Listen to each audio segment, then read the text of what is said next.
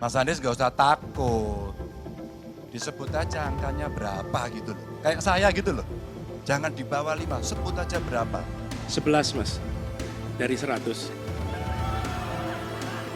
Kinerja Kementerian Pertahanan di bawah kepemimpinan calon presiden nomor urut 2 Prabowo Subianto diberi skor rendah.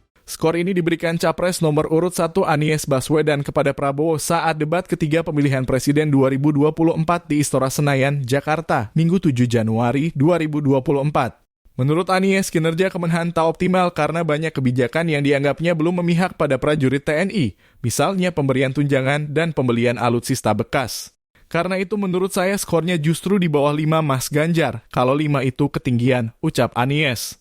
Sebelumnya Ganjar memang memberikan angka 5 untuk kinerja Kemenhan yang dipimpin Prabowo.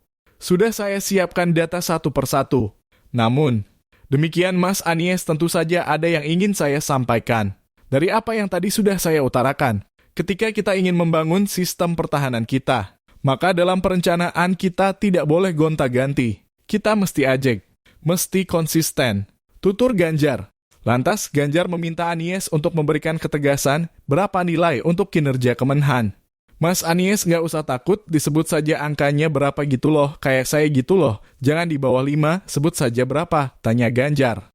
Anies kemudian menjelaskan bahwa kesejahteraan prajurit TNI lebih baik di era kepemimpinan Presiden ke-6 RI Susilo Bambang Yudhoyono ketimbang kepemimpinan Presiden Joko Widodo. Sebab saat itu kenaikan gaji prajurit TNI terjadi 9 kali. 11 Mas dari 100, jawab Anies. Lalu sembari bercanda Ganjar mengatakan bahwa Anies menunjukkan sikap yang berani. Ini sedikit ngajarin kendal Mas Anies biar berani, imbuh Ganjar.